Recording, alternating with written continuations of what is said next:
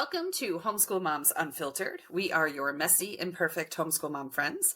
I am your host, Megan, and my dazzling co-host is... Hi, I'm Amanda. Welcome. So the end of the year is always chaos in our homes, and there just isn't enough time or, quite frankly, motivation. So at this point in the season, we are doing some unfiltered bites. They are going to be shorter episodes, amazing content, but not as long as our typical episodes, kind of easier to work into the holiday season, which is the time when they are originally airing. Then, come New Year, we'll get back into full-length episodes and book clubs. In January, we have some great books picked out for you. We have an author visit scheduled. It's going to be amazing. So, while we're talking podcast logistics, we would love to invite you to follow and subscribe, all that jazz, wherever you are, right? Find Homeschool Moms Unfiltered on Spotify, Apple Podcasts, YouTube, Amazon, Castbox, Facebook, Instagram, TikTok, wherever. I mean, we are literally everywhere. If you type Homeschool Moms Unfiltered into Google, you can't escape us. So wherever you are, if you give us a like, a follow, a share, a review, whatever, it helps us grow our audience and it helps us rank better so that we're more visible. And then we can find more awesome homeschool peeps to welcome to the community. So we appreciate your efforts in helping us do that. Thank you. Thank you. Yes, absolutely. Okay, so for today's Unfiltered Bite, we are going to be talking laptops versus Chromebooks. This is not my wheelhouse. And so we are lucky today to have a guest, Sasha. He actually happens to be Megan's husband, so we'll try to not grill him too much, make sure he comes back the next time we need him. But like I said, not my wheelhouse. I definitely have laptops. My husband worked on Windows stuff for a long time, so that's what we tend to use. But beyond that, I don't really know. This is definitely one of those things I outsource. So we're going to have some great information for you. Let's go ahead and dive in. Our first question is, fundamentally, big picture, what is the difference between a laptop and a Chromebook? All right. So at the end of the day, a Chromebook is just a slimmed down version of a laptop, right? So the main differences are that the Chromebook works on Chrome OS, which is basically a slimmed down version of Google Chrome, which everybody pretty much knows. And it just uses Chrome as its operating system. So it's basically as if you're on the web all the time. Some of the limitations that you end up with because of that is, if a program software that you're looking to use is not available, it has to be installed on a Windows computer. And in a lot of cases, that can be problematic on a Chromebook because the Chromebook doesn't have that option. Now, Chromebooks have come a long way. They are a lot closer to a laptop today than they used to be. But again, they're still somewhat limited. They're typically, the reason why they're appealing is because the pricing is much more attractive, right? They're typically, especially when, like right now around Black Friday, you've got deals, $299, $199, $99. And so, they can be appealing. But, and if you're going to use them for just browsing the web and just, going online and maybe taking some online classes where you don't really need any software, probably not a bad choice. But if you need computing power, then you probably want to stick with some sort of an actual laptop. Yeah, I will say we have one of those $99 Chromebooks that was a great deal during Black Friday at some point, right? And it's good for just basic internet search stuff, but it ended up being a brick when it came time for my kiddo to try to use it for even out school classes. We just had so many problems there. And then he was trying to do some Zoom based like virtual chess things. And like the Chromebook just could not handle the live, like those virtual type things going on. So yeah, I could definitely see that. We ended up personally having to get him a Windows based laptop for him to be able to do all of his schooling stuff that he wanted to be able to do virtually. Yeah, even in our household, I mean, Megan will tell you that when we first started buying laptops for our kids or Chromebooks, we started perhaps with a Chromebook or even a budget friendly laptop, right?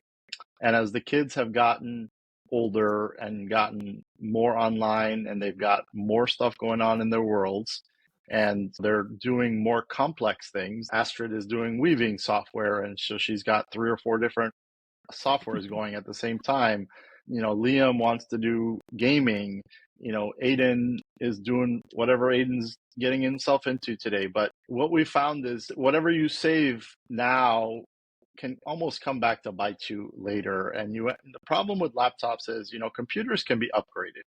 If you've got a desktop, you can upgrade them. With laptops, it's not that simple because of the way the production has become nowadays. They've become unupgradable. So, you really, when you're looking at specs, you kind of want to go a little higher end nowadays and just spend the money up front because you're going to end up paying for it in the long run if you have to swap them out anyways. Yeah, I can definitely attest to that for the number of times that Sasha's been like, we have to upgrade another kid's laptop. We have to upgrade another kid's laptop, to the point that the last one we did, we just got the kid like the ultimate MacBook. And it was like, let's just do it, because otherwise it was kind of this constant stream of upgrades as they grew and, to his point, got into more and more stuff. I will say too, I've had the same experience with Chromebooks and Zoom, where sometimes there's a Zoom update, when you're late for a meeting and you go to Zoom and it's like, this is the moment I have decided to update myself, those updates, right? Some of the updates just skipped over Chromebooks altogether. And I know because I teach on Outschool and I have students and stuff, there was a Zoom update. It was a while ago, maybe a year and a half ago, where just none of the Chromebook users could get the Zoom update downloaded and couldn't access their classes for a while until Zoom put out some sort of like patch or something. I don't know. This is not my area of expertise, but it was a definite problem with Zoom and Outschool and Chrome. Not goes, Outschool "Here, per se, but fix it." Yeah, that's what I do. Listen, if you're going to be married to MacGyver, there's got to be a benefit, right? I mean, I'll be road tripping and I'll call him and be like, do you hear this noise that the van is making? And he's like, no, I can't diagnose your van from a noise on a speakerphone. Like, it's just not happening. So, but yeah, it is nice being able to hand things over and get them fixed. So yeah. Okay, so you kind of brought it up, but you didn't give us specifics, and I'm a specifics girl. So if you're looking at buying a laptop, what specs are you really looking for? Like, I mean, I know that there's usually like, I don't know, there's an 18 or no, an 8 and a 16, and then you've got like 256, but these are all things I don't understand. So minimum, what are you probably wanting? Yeah. So, I tend to kind of drill from the top down, right? So the first thing I do is I look at what size is gonna be of benefit. For me, for example, my eyes are getting older. I struggle to see. It's, actually I went to the doctor and they want me to wear progressives. Now I'm like, no, that means I'm even older. I'm old. But, so like for me, I went with a 16-inch because I just need, I mean, I typically always have two monitors in front of me, but if I'm traveling or whatever, I like to have the bigger screen. But for Liam, we went with the 15-inch because for him, it was more about travel size, being compact, etc. So I start with the size, right? What's going to fit your lifestyle in terms of what are you going to use it for? Then you look at processors. So I typically try to stay with whatever the latest generation, and I'm not even going to get into the specs of them because it's so hard to keep up with, because every 6 months they come up with a newer processor. But typically when you're looking at laptop specs, it'll say like Intel latest generation i7 or i9 or whatever it is, right? So you kind of really have to do a little bit of research when it comes to processor. What I really like to focus on is more RAM, so more memory, and that's what's really going to affect the speed of the laptop. So I tend to try to get 16 gigs at least of RAM. That is, nowadays with all the more intensive software that's out there, it tends to be the minimum really that you want nowadays. Plus the difference now, it used to be a huge cost difference. Like if you were going to get 8 gigs versus 16 gigs, it was like you were going to pay $300-400 more. Now, it's almost become standard that now 16 is almost like the standard. And then you get into, like I think my MacBook has 32 or 30, so it really, it's not that much difference now when you want to get more RAM. And then lastly, hard drive, again, like for me, I'm not big on hard drive space, but my wife, she buys an extra hard drive like once a year because pictures and videos and everything else that you can imagine. A terabyte is pretty standard now. And then you want to go with a solid state hard drive. So solid state hard drive is going to be faster. There's no moving parts. So hard drives used to be very big and compact. In fact, I just upgraded the hard drive on her laptop, and it was literally a $50 stick. And so, it literally just clips in. So it's gotten more compact, and they're much faster. And again, the technology changes daily. I mean, I bought my MacBook, I don't know, 5 months ago, and now they've already come out with this year's version, which in MacBook world, they went from M3 chip to M4 chip. And what is really the difference between, is the average person going to notice the difference between the M3 Pro and the M4 Pro? Probably not. But yeah, so I like to stick with that. Then, I mean, when I didn't work remotely and had a full desk setup, I liked a laptop that also had the number pad built into the keyboard, which a lot of laptops don't have, but I'm really quick with the number pad. And so if I'm doing like a lot of Excel spreadsheets and things like that, the number pad's kind of nice to have. But nowadays you can also get really compact external keyboards and mouses but like for me, I'm always docked. I've got 2 laptops. I've got two big monitors. Very not like our 12-inch laptops that we have that we can easily stick in a backpack and hit the road with. Well, the other thing I was thinking too, when you said about Liam and portability and things like that, is we have a lot of people who have neurodivergent kids, and muscle tone is an issue for a lot of neurodivergent kids. And so that you have to factor in the weight of devices. And so that's kind of more my jam, and Sasha's more like technical side of things. And I'm more like, okay, but can he physically carry this in his backpack for a long day of travel or something? Because muscle tone issues are real for a lot of autistic kids and probably other neurodivergent diagnoses as well. So even when it comes to like Sasha's comments about the keyboard and the mouse and stuff like that, like really thinking about your kids' gross motor, fine motor, things like that, and what's going to work for them physically once you've hit all the specs, but what's going to be comfortable for them to use as well. So when I bought Liam's MacBook about a month ago, I took her with me and we went to the store, and I was like, you pick the size, I'll pick the specs. And that's how we actually ended up picking the one we picked. And we ended up with the smaller one, which I was kind of leaning towards for him, but I wanted to make sure that she decided because she was going to be the one with him traveling and stuff like that. I know my kiddo is fine with a smaller keyboard because he's only ever worked on smaller computers. But if he was coming from an actual, separate keyboard, I could see him having real problems with our little computer and the smaller keyboard. The keys are a lot closer together and things like that. So definitely worth going and actually looking at an actual, what you're thinking about doing and making sure it's going to work for you beyond the specs.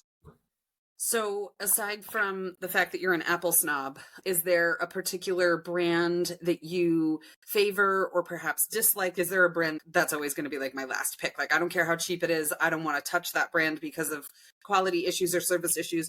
Or maybe the same question also related to a particular feature. Like, is there a make or break feature for you when you're picking the laptops for our kids? Honestly, not really. And it's funny that you mentioned Apple snob because the truth is, yes, I've been stuck on iPhones for about 5 or 6 years now, mainly because of work. There was the compatibility with when everybody was using Apple to use Samsung or Android was just not there. So on the phones, I've been on an iPhone for 5 or 6 years now, actually 10 years. But the truth is, I grew up on a Windows PC. I actually grew up on DOS based. I mean, I started playing with computers when I was like 8. But at the end of the day, and I had never really given a Mac a look.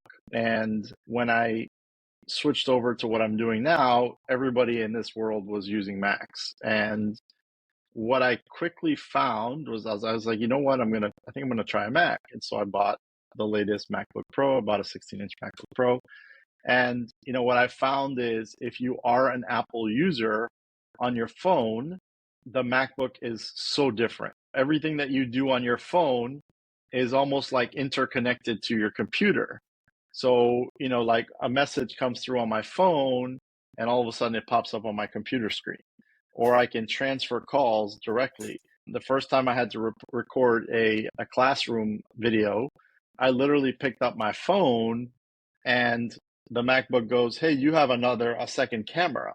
And so it had the camera on me. My computer camera was on me, and I was presenting a circuit class. And so the circuit board was on the table in front of me, and I needed a way to be able to show my face and talk and be able to also display the circuit board. And so literally the Mac just automatically said, hey, your iPhone is nearby. Do you want to use that as a camera? And so all of a sudden Zoom's got this like multi-camera thing going on, and it's like following my hands around the desk and stuff like that. And I was like, whoa, that's pretty cool. And so, but the Mac has really kind of changed things. And the one thing with Apple I find is, they don't make a budget version really. If you're buying the latest and greatest, even if you buy the lowest end model, you're getting a pretty hefty hardware package. And so this last one that I bought, I think I went mid-range. It was like $2,400, and it's a powerhouse. I mean, it literally, there's nothing it doesn't do. I've done video editing, I've done photo editing, and I've got like 27,000 applications open at all times. And I've really enjoyed it. But truthfully, there is no bad choice. I mean, the specs are the specs. The only laptops I've really ever had a bad deal with is batteries getting like puffy. We had a couple of Dell laptops. I mean, part of it too is the kids, they leave them plugged in 24/7.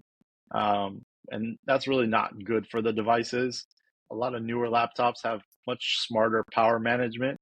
So for example, mine, if I've got it plugged in all the time, it doesn't actually power everything all the time. It basically says, hey, because you're not really using much power, we're just going to disconnect it. It's plugged in, but it smartly works the battery to make sure that it optimizes the battery as much as possible. But that's another thing to look at when you're picking a laptop or a Chromebook or whatever, is what's the battery life? If you're going to be traveling a lot, is it something that you're going to have to plug in? So that's kind of putting it in a nutshell. My husband worked at both Sony and Toshiba, so I was waiting for you to call out one of those as like, I would absolutely never buy. Right? Like, oh. No, the truth is, the honest to goodness truth is, I mean, a lot of them share components. There's some components that only one or two companies make. I used to love when people are like, I'm going to go buy this new LG TV, or I'm going to go buy this new Samsung TV. And I'm like, you know that the Best Buy house brand is the exact same TV that's got a different name slapped on it? And that's the truth. I mean, yes, to a certain degree with laptops, it's probably not that simple, but components are components. I mean, you could end up with a bad Mac and have an issue, or you could buy the $299 Chromebook and have an issue, or either one could last you 10 years. There's really no rhyme or reason to it. I think, it's just pick of the draw if you get a bad one or not. Yeah, that is how electronics seem to work these days. Well, thank you so much. That was a ton of great information. I feel like I should have been taking notes. I need to be buying a new one. I'm hoping to. You can just watch the podcast later. That's it. I'll have to rewatch it. So, Sasha, we really appreciate you being here. And if you are interested in diving into more of these kinds of things, and you're wanting to maybe expand your gift giving or even just your schooling stuff, Sasha does teach STEM and automotive classes on OutSchool, and he has been kind enough, well, let's be real, Megan has been kind enough to make sure that we have a coupon for one of Sasha's classes. So he runs this like super in-depth 12-week automotive class that's super amazing and is often full, but you can absolutely use the $10 coupon towards that class if you would like. We're going to put the coupon in the comments because it's weird. We've talked about this before. When we auto generate these coupons, they're like super long and hard to remember. I'll read it out just so you have it, but you can also look at the show notes and find it there. It's of Cure Auto 10. So it's OFCURAUTO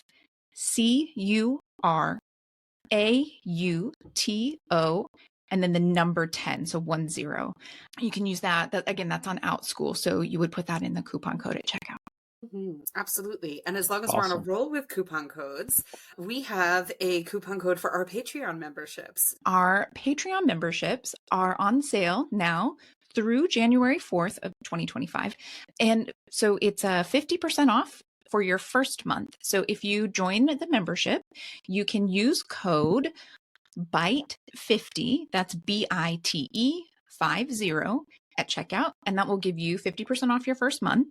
We'll have the code again in the show notes. And then there'll also be a description to our actual Patreon, so you can see all of the things that you get with the different levels. We're working really hard to build an awesome, inclusive, like-minded community of homeschool parents, and we would love to have you join us there. And that pretty much wraps us up for today. So I would love to say again, thank you, Sasha, for joining us. It may not have been quite so optional as Megan's husband, but we still appreciate the fact that you called in and gave us some great information. If you have any specific questions, those of you who are listening, you have some questions about laptops or Chromebooks, feel free to drop them in the comments. You can put them on any of our social media. You can DM us if you want it to be private, in case you're worried your kid might see you asking about their Christmas present or Hanukkah present. We're happy to answer. We'll loop Sasha in and make sure that we get you real answers, not my crazy answers. And yeah, that wraps us up for the day. So thank you so much for tuning in. We really appreciate it. And happy homeschooling. Have a great day.